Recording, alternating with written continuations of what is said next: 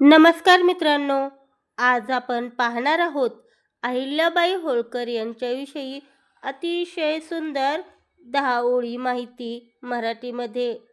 चला तर मग सुरू करूया.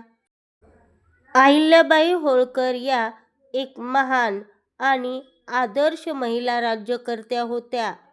त्यांचा जन्म 31 मे 1725 रोजी महाराष्ट्रातील चौंडी गावी झाला होता.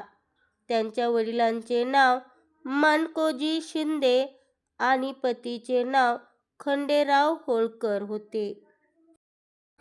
पतीच्या निधनानंतर त्यांनी माळवा राज्याची धुरा अत्यंत कुशलतेने सांभाळली. त्यांनी महेश्वर ही आपल्या राज्याची नवी राजधानी बनवली. अहिल्याबाई खूप न्यायप्रिय होत्या आणि प्रजेवर मुलासारखे प्रेम करत.